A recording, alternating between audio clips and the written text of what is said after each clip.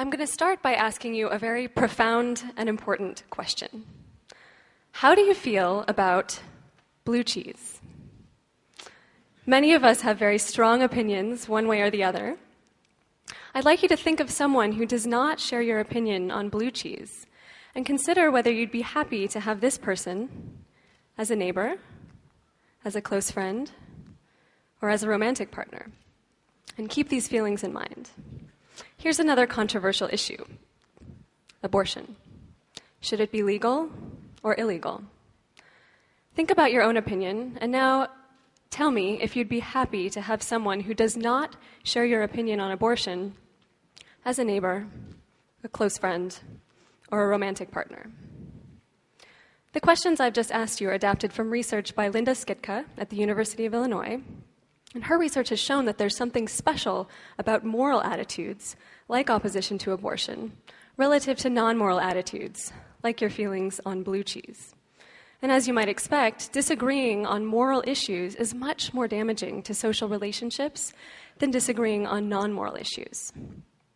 And why is it that a blue cheese lover is perfectly happy to befriend, marry, have kids with a blue cheese hater, but there exist anti-abortion extremists who think it's justifiable to kill another human being just because he disagrees with them?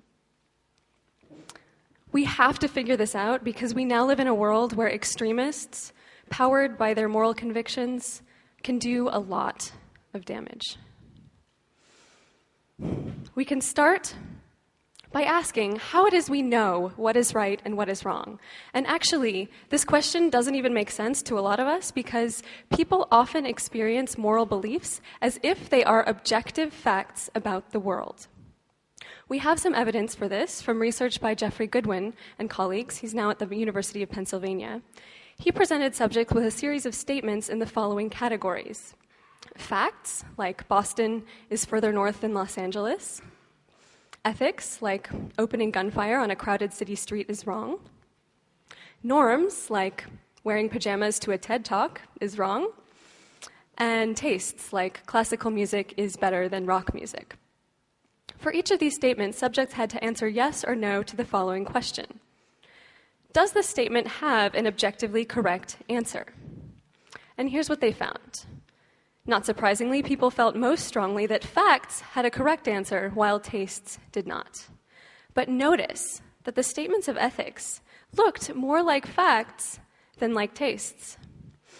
And we see this overlap between facts and values in the brain as well. Sam Harris and colleagues scanned people's brains while they evaluated the truthfulness of factual statements, ethical statements, and religious statements. They found that a brain region called the medial prefrontal cortex, shown here, was more active when people believed a statement to be true rather than false. But importantly, this region did not differentiate between the different categories of beliefs. So mathematical beliefs, like 2 + 2 = 4, showed a similar pattern of activity to ethical beliefs, like it's wrong to take pleasure at another's suffering. The upshot of all of this is that we think that there's a right answer to moral questions. And here's the rub.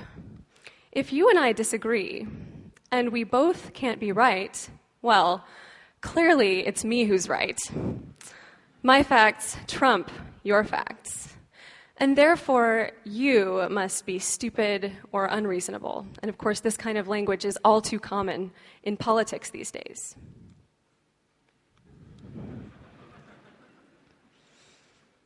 But there's an important and dangerous difference between disagreeing on facts and disagreeing on moral values. Because you see, if you think that 1 + 1 = 3, I might think you're stupid or a little strange. But if you and I disagree on a moral issue, not only do I think you're stupid and unreasonable, but also a bad person, maybe even less than human. Moral values are like facts on steroids. They have really strong emotions attached to them. And unfortunately, these emotions often come with a motivation to harm or eliminate the other side. And this is a big problem. Because while we readily accept that tastes and opinions can change, facts are facts. You have your facts, and I have my facts. And we're both so committed to those realities that it's senseless to expect that either of us will ever change.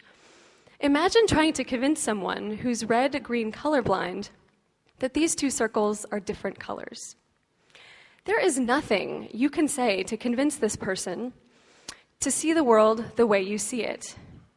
And the same, unfortunately, appears to be true with differences in moral viewpoints. Values seem like facts, and facts are fixed properties of reality. So, where do we go from here? I wanted to understand how and why it is we hold on so tightly to our moral convictions, myself included. And I'm a neuroscientist, so naturally I started poking around in people's brains. And I found out that our moral values are a lot less stable than they appear to be. What if I told you that a pill could change your judgment of what's right and what's wrong? Or what if I told you that your sense of fairness could depend in part on what you had for breakfast this morning? You're probably thinking that this sounds like science fiction, right? Neurons in the brain use chemicals called neurotransmitters to talk to each other. Here we have two neurons. The gap between them is called a synapse. To transmit a message across the synapse, one neuron must release neurotransmitters into the synapse where they bind to receptors on the other side and propagate the message. Our brains produce and release these chemicals in response to various situations. My colleagues and I wanted to know whether manipulating people's neurotransmitters could change the way people respond to moral situations. In one study, we presented our subjects with a series of moral dilemmas, like the following. There's a trolley, and it's headed out of control towards 5 workers on the tracks who will die if you do nothing.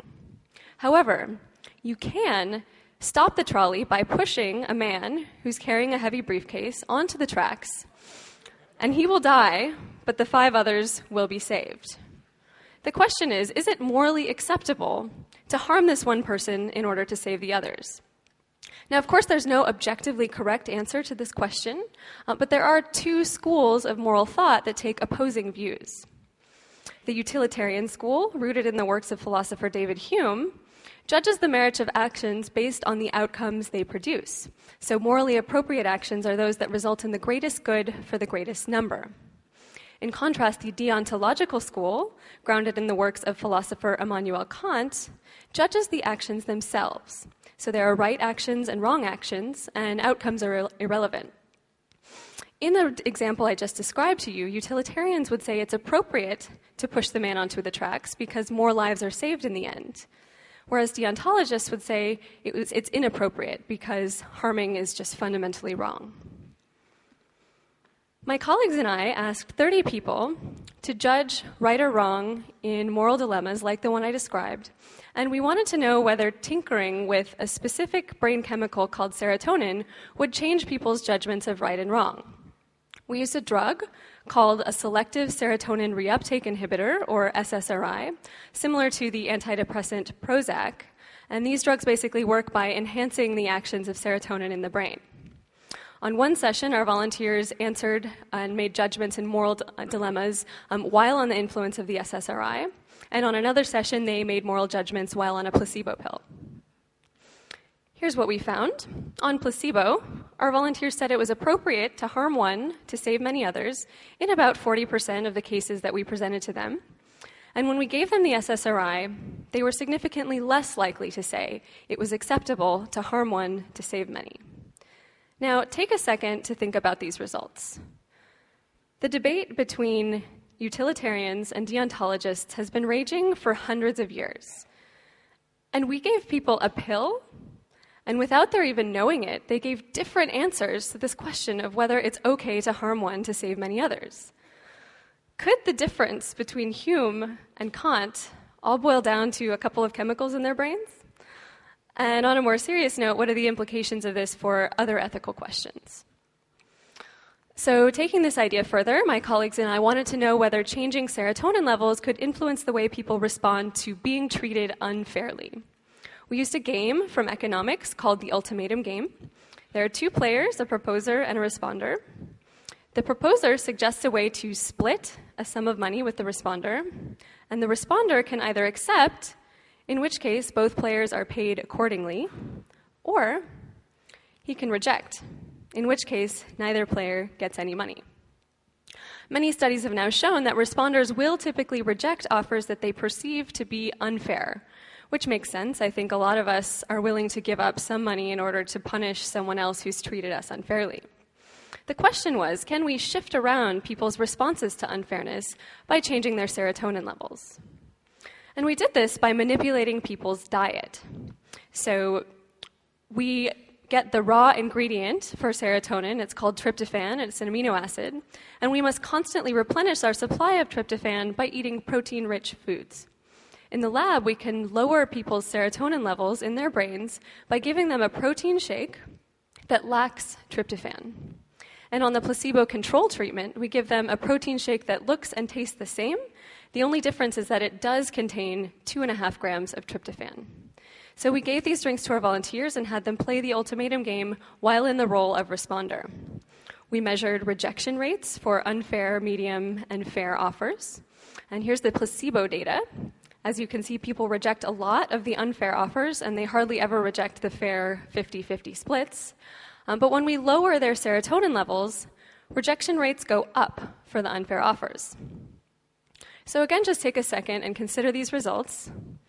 The only difference between placebo and the depletion conditions is 2.5 grams of tryptophan in the diet. That's it. Our volunteers didn't feel any difference between the two treatments, and they didn't notice any changes in their behavior. And yet, this subtle difference in the diet was enough to change the amount of money people were willing to give up to punish someone who treated them unfairly. Now, in these experiments, we artificially manipulated people's serotonin levels.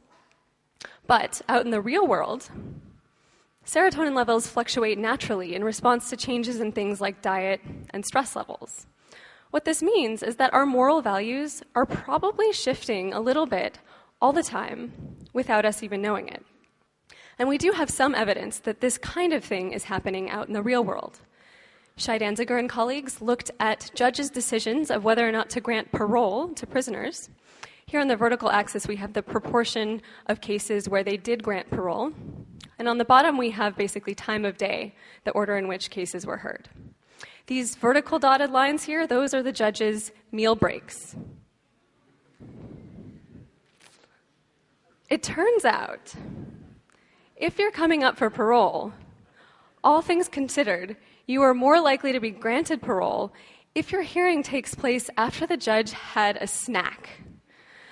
This is a huge effect, and it survives even if you control for other important factors like whether or not it's a repeat offense or whether or not the prisoner is enrolled in a rehab program. Now, I hope that this worries you at least a little bit. And more seriously, I hope that I've convinced you that our moral values are a lot less stable than they appear to be.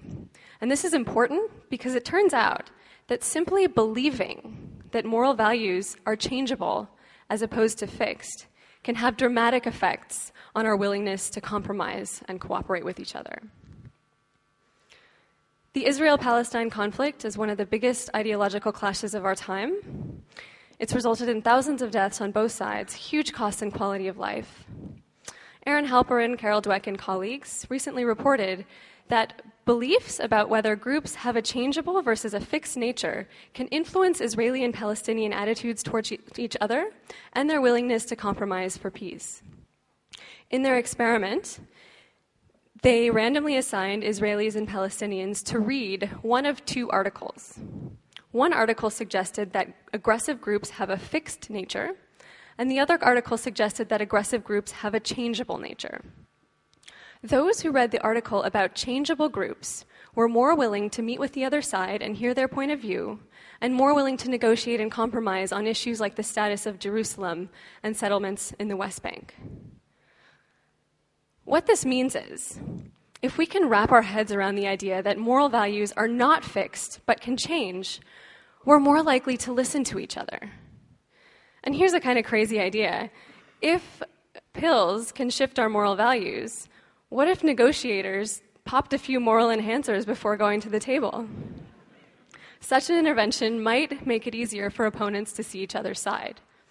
Now, of course, we have a long way to go before we fully understand which neurotransmitters shape which kinds of ethical beliefs. But I do think it's plausible that one day we will have the expertise to identify brain systems driving preferences for conflicting ethical principles. As long as we believe that moral values are unshakable, we will continue to invest our resources into fighting with each other rather than searching for a middle way. Instead, can't we cultivate a healthy skepticism of our own sense of right and wrong? Because, once we accept that our values can be shifted by factors beyond our awareness and control, maybe we'll become a little less attached to them.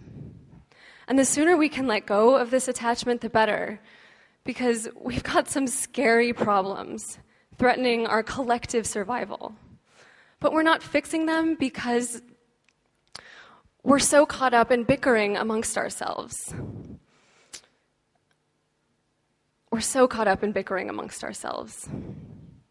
So, I just hope that we can realize that we're caught in this ocean of hate and fear, and it's blinding us to our common humanity and the amazing things that we can achieve if we can put our differences aside and our heads and hearts together. It's time to wake up. Thank you.